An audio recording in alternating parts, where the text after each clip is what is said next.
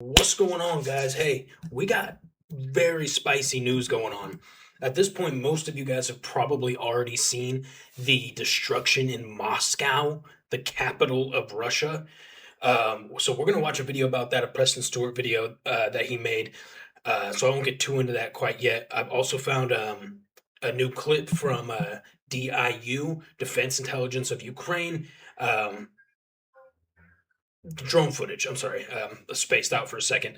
I was thinking, and a little bit more news too. Hey, before we do jump into this though, I want to ask you guys for a favor. We started over here on okay, big ass heads in the way. We started what I'm calling TCCC adapted, tactical combat casualty care adapted.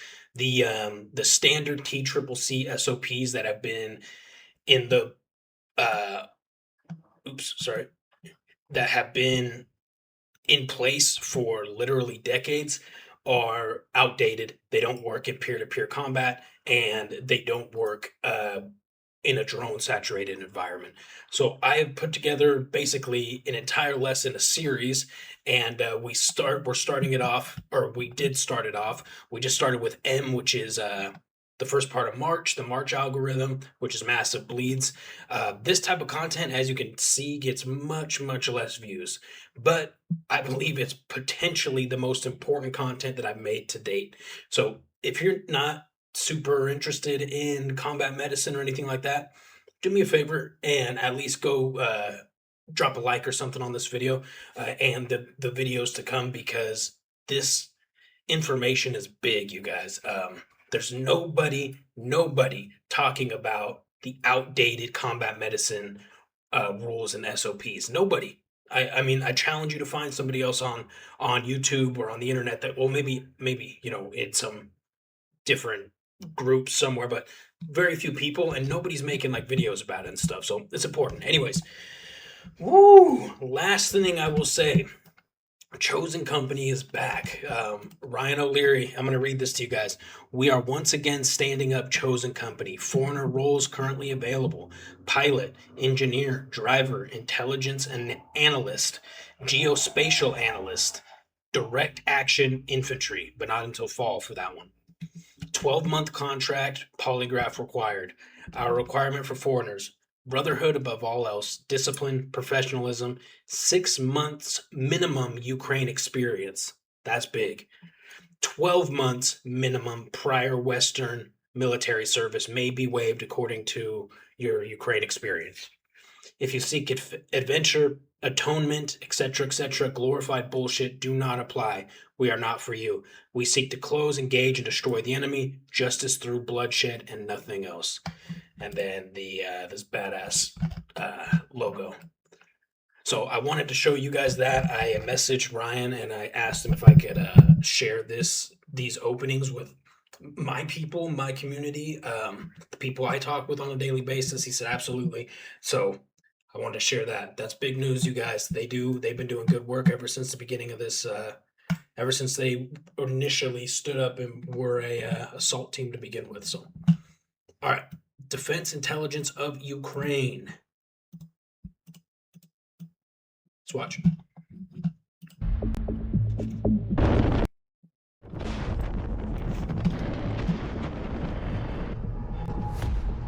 Хлопці, приготувати ще чуть-чуть. Hold on, I need to get some context for this video.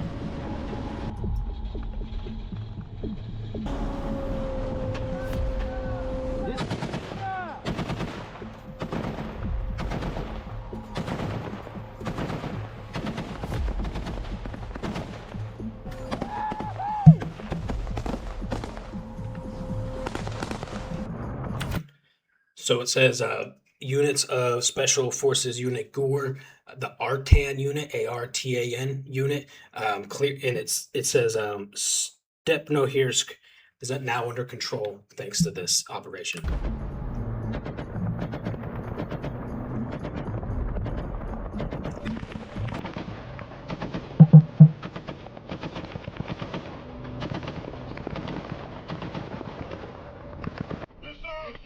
Земля!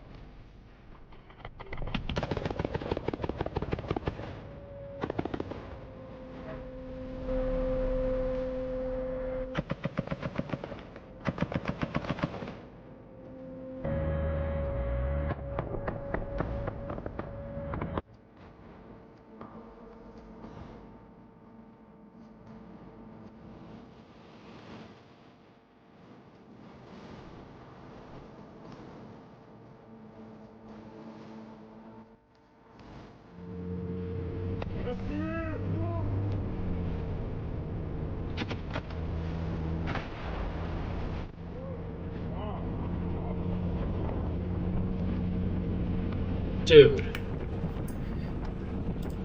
that was so sick. I almost want to watch it again, but you guys may not want to.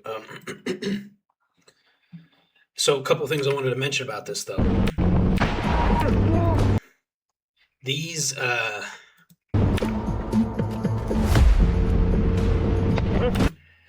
so these MRAPs, dude, look how far the design has come on these cages.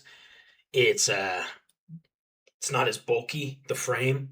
It's probably made out of better material, at least it looks like it. The old cages we saw were just raggedy.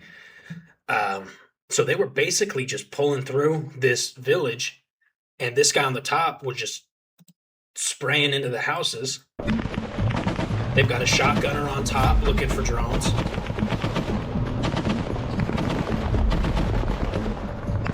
Десант, земля!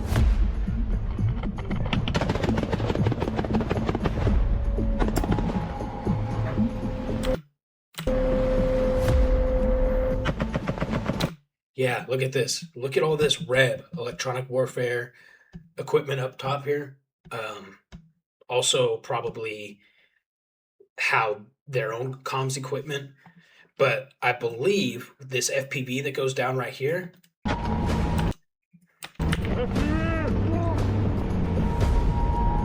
this is what it looks like when an FPV gets jammed. It loses complete connection with the pilot, and it just kind of drifted off.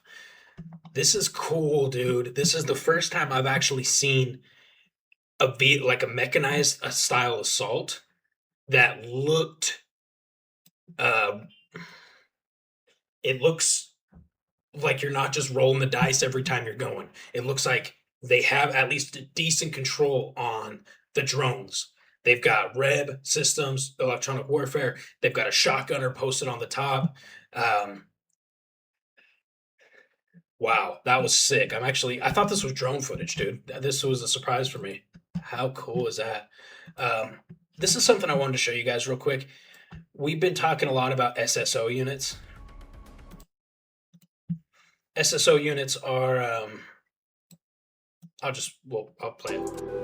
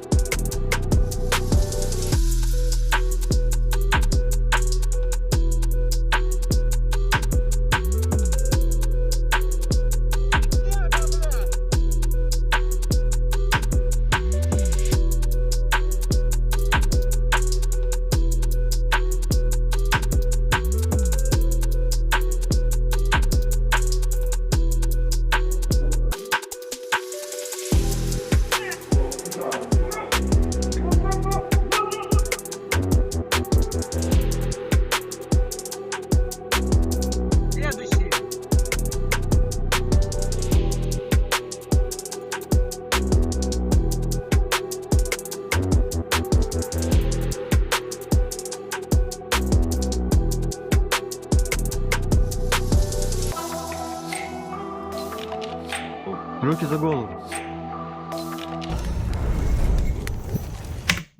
So that specifically is sixth SSO. The reason I wanted to show you guys that is because, especially in our Discord, we have a lot of people looking to join different units in Ukraine, and there's a lot of cool options for foreigners these days. One of those options for what I would consider to be more high speed style operators, if you will, is SSO. These SSO units, as you just saw, are well trained. They have good equipment. They have good structure and discipline. It's very westernized. So I just want to show you guys that this is one of the reasons I recommend SSO units for some of y'all that were asking why. All right, we are here. It is time, baby. So here's Preston Stewart's channel. Please go like, follow, share. I'll tag him in the video as well, okay? But this says Ukraine just hit Moscow harder than ever. Let's watch. So Ukraine just launched the largest drone attack of the war against Moscow, bringing the war home to the residents of the Russian capital city. And this is just the beginning.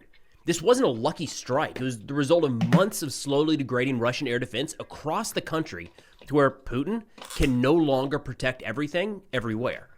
I mean, as Moscow burns, Ukraine also carried out strikes against high-value targets like Russian trains, ships, and command posts in the occupied territories. This is what a turning point in the war looks like. All of a sudden, Russia has found themselves in the back foot trying to react to Ukrainian operations. So let's get started with where things sit this morning. The commander of the Ukrainian Unmanned Systems Forces, Robert Madyar, last night put out a note saying, quote, "Moscow never sleeps." He said the situation has equalized. The one-sided subscription to a quiet life in the Patriarch Ponds and the surrounding area has been canceled.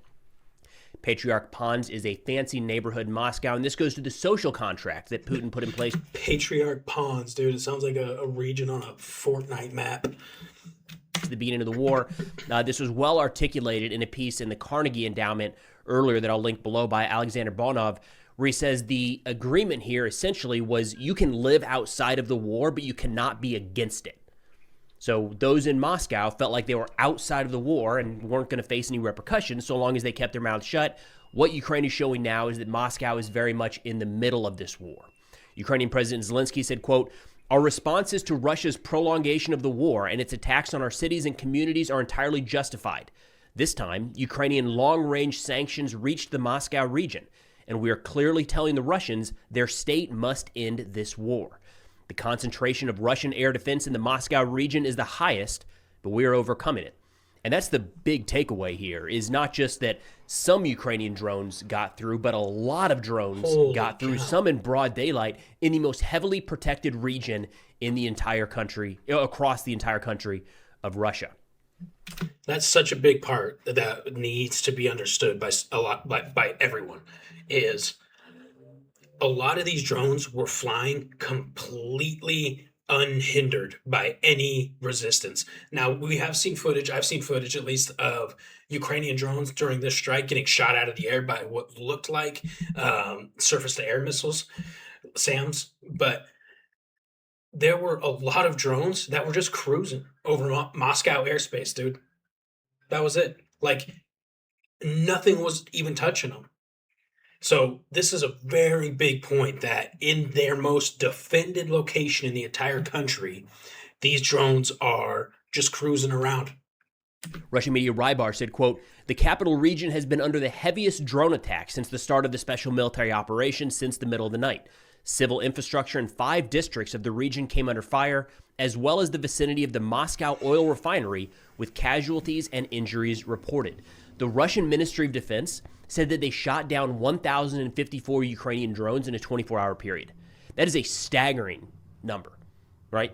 That is a ton of drones getting through. Too much for, in this case, Moscow's air defenses to deal with. Russian mill blogger Alexander Kot said, quote, "For the first time, the number of downed long-range drones exceeds 1,000. On average, every hour over the past 24 hours, an average of 44 drones were shot down. Our anti-aircraft gunners, mobile air defense units, and drone fighter pilots are, of course, doing a great job, but we cannot fail to note the increase in the enemy's strike capabilities." Those strike capabilities were, we've slowly seen them evolving over the course of the last couple of years, and I feel like we blinked, and in 2026, the first few months of this year, it is a shocking difference. We have sustained long-range, effective strike campaigns inside of Russia every single day. Yesterday, there were like 3 different instances of strike campaigns carried out inside of Russia that would have been notable like once a month a few years ago. 3 of them yesterday alone. In fact, the Ukrainian SBU put out a note, seems like they're the ones responsible for the strike in Moscow last night, where they said in cooperation with the Special Operations Unit, they hit a military-industrial complex and a number of oil facilities in the Moscow region. They said in Moscow, they hit, and I'm going to put this up on the screen because I'm going to butcher every single one of these terms. They said they hit the Angstrom plant, which supplies semiconductors for the Russian military-industrial complex and is under U.S. sanctions. They said they hit the Moscow oil refinery. My understanding is that is one of, if not the most heavily protected location in all of Moscow. It's up there with how significant this is. So for multiple drones to get through and strike that facility is saying something. No chance on these two. The Sonorekstaya oil pumping station and the Vodoskoy oil pumping station. There's a reason those are on the screen. I didn't stand a chance of getting those right. Now, on top of this, again, this is what I want you to get out of this is it's not just a drone happened to make its way through and Russia didn't notice it. Their air defense systems were overwhelmed. And Ukraine has the capabilities now to not just focus, weeks or months of production and operations on Moscow, but at the same time, they carried out significant operations in Crimea. Not just the country of Ukraine, the SBU, the same unit carried out 2 major long-range strike operations in a 24-hour period. The SBU also said in temporary occupied Crimea, the infrastructure and air defense systems of the Belbek airfield were hit, including the Pantsir anti-aircraft system, a hangar with the radar for the S-400, the Orion UAV control system and 4-post UAV control ground station, and a ground-to-air data transmission system, and a control tower at the Belbek airfield. They say these strikes demonstrate that even the most protected Moscow region is not safe. Again, one drone getting through. Go back a couple of years in this war, and there was one drone that would sneak through. It was like, what on earth happened? And everybody kind of panicked. Now it is overwhelming drone fires in multiple areas of the front at once. And Russians are noticing this, all right? So Dmitry Rogozin, a Russian senator and former head of Roscosmos, said, quote, "Do you think there will be fewer of them? No. Their numbers will grow and their routes and tactics will evolve. They will probe for gaps and vulnerabilities in our defenses, overload the country's production and technical capabilities for anti-aircraft guided missiles, each costing several million rubles, with their foam drones and concentrate their strikes on one or several regions, identifying their targets in advance using space reconnaissance and ground intelligence. Ultimately, they will launch comprehensive strikes using long-range drones, cruise missiles, ballistic missiles, and FPV UAVs, which will be delivered to the attack site by any means necessary, by hook or by crook, with the help of sabotage and reconnaissance groups. This is what will happen." And we're seeing this point where they're trying to suppress some of this in Russian media, and it's just not working. So some of these mill bloggers, war commentators are pushing back, saying this is just getting ridiculous. And we've seen this time and again over the course of the last couple weeks. Mill blogger Romanov pushing back just yesterday. So this was a different attack. But he said, quote, "If you see something with your own eyes that contradicts the statements of official sources, don't believe your eyes." Last night, so he's talking about 2 nights ago. If you see something yourself, and it's contradictory to what official sources are saying, don't believe what you saw. The debris from a kamikaze from Ukraine attacked the largest chemical industry enterprise in southern Russia. According to the governor, there is no damage. There were pictures of the place on fire. So Romanov added sarcastically, quote, "Only trust official sources." And that is getting harder and harder for Russia to go with. Again, we've seen this issue on the battlefield. We've got a video coming in the next couple of days where Russia once again is claiming significant progress in areas that they just haven't taken. Now, they can lie about that, and that's going to impact their effectiveness at the front. But the citizens back in the rear don't really know, right? They can't parse through that any different than an audience around the world can. And maybe they see through it, maybe they don't. But when they're telling their citizens that everything is fine and we're intercepting everything over Russian skies, but they see a refinery next door on fire or are able to walk outside and videotape Ukrainian drones and cruise missiles flying overhead in broad daylight, that's a little bit harder to keep contained. Now, again, I want completely uncontested, just flying over Moscow airspace, dude. This is such a big deal. I want to stress the reason that we are seeing this is because Ukraine has focused so heavily on destroying Russian air defense systems over the course of the last months, 12, 18 months, we'll say. I mean, they always have gone after Tor, Panseer, S-400, etc. But we really saw a spike in the last 9 to 12 months. What that has done is that Ukraine is taking out Russian air defense systems faster than Russia can replace them. So already, Russia did not have enough. It's a massive country. They did not have enough air defense systems to protect everything across the country fully. Some risks had to be assumed. All right. And to be fair, same issue in the United States right now. All right. The proliferation of these long range drones and how cheap they are is a major problem and something we need to resolve here as well. So Russia did not have enough air defense systems. Ukraine, at the same time, built out longer drones, built out more of them, made them more effective, and started taking out Russian air defense. So Russia, in the span of the last few months, has had to protect more areas over a greater distance with fewer platforms. What that has done is opened a lot of gaps in Russian air defense that Ukraine is able to exploit now multiple times a day. So it's not just Moscow that is a little bit more exposed. It is every target across the country. So last night, with the largest attack in Moscow and a major attack in Crimea, there was another series of strikes carried out as well. I mean, this is a pretty impressive array of offensive operations carried out by Ukraine in a short period of time. The Ukrainian Unmanned Systems Force has said during the nights of May 16th and 17th, the birds of the SBS inflicted 186 fire strikes on 46 military targets in the occupied territories of Crimea, Donetsk, and Zaporizhia. They are hitting everywhere with deep strikes. All right?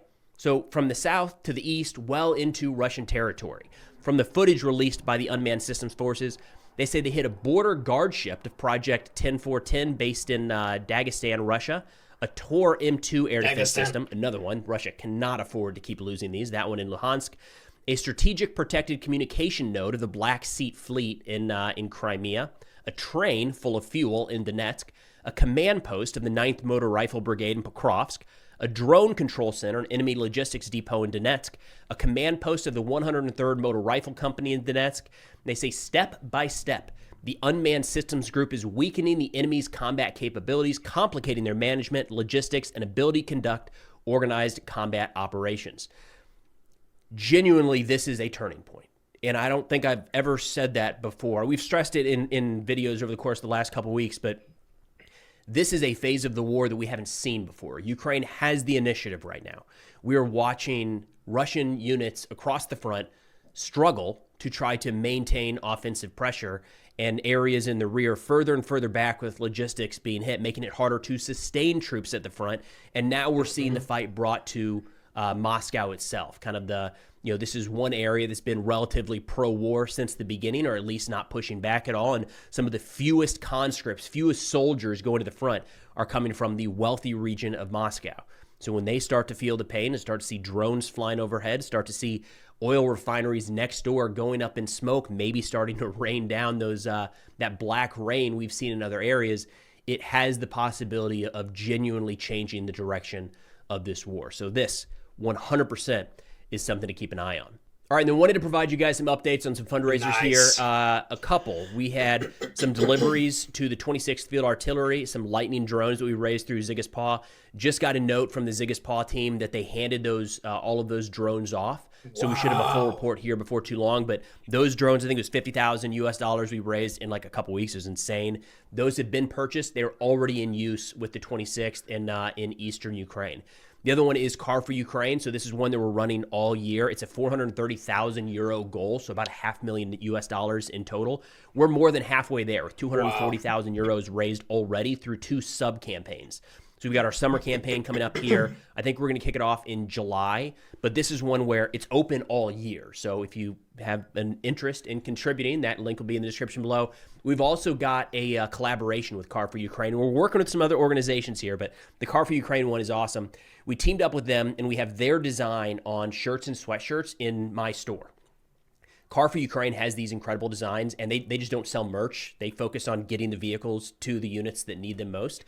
So we offered to kind of host that design in our store, and then 100% of the profits from the sale of those shirts and sweatshirts go directly to Car for Ukraine. So if you want to help the 104th get more vehicles, you can go directly to that link, pick up some patches.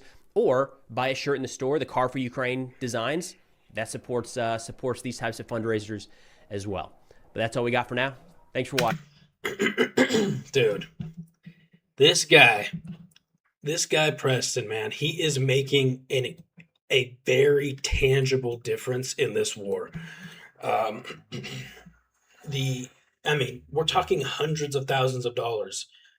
So many drones, so many vehicles coming from him and his awesome community. That is so cool to see, dude. So if you want to check out any of those fundraisers, man, please, I'm going to tag Preston in the title of this video as well as in the description, okay? Aside from that, I want to kind of piggyback off of what he said and what I've been saying as well is it can't be stressed enough how major this turning point is. This is, and full transparency, I did not see there being any chance that Ukraine started to turn the tide of the war without getting another country's boots on the ground. I didn't see how it was possible. I figured Ukraine would need Poland, would need who knows, Finland, Estonia, Lithuania, even France, the UK. I figured if one of them entered the war, that's how Ukraine gets takes the initiative in this. How this has happened is beyond me, and it's incredible. I do think there are some pretty powerful forces at work doing some work behind the scenes, whether it's, CIA or Mossad. I don't think Israel likes Ukraine that much, though, for some reason. I could be wrong, but that's the vibe I was getting recently. Or maybe it has nothing to do with the U.S. and Israel, and there's some other agency, but I think there's something going on behind the scenes because it's been such a stalemate with leaning more in the Russian direction, in the Russian favor for the better part of the last 2 years, at least. Now we've seen less and less progression on the Russian side over months. But then, like Preston said, over these last couple of months, there was a very sharp change of power, of super strong power shift dynamic where now all of a sudden they're hitting the capital of Russia. Crazy, dude. This is a big day. These are exciting times, man. I'm excited at what's to come, and I'm nervous at what's to come as well. Putin's never been in a position where he's actually been in the losing role, right? He's always just steamrolled over the countries he's invaded. And, really. So who knows what he'll do, man? I really hope there are some countermeasures and some redundancy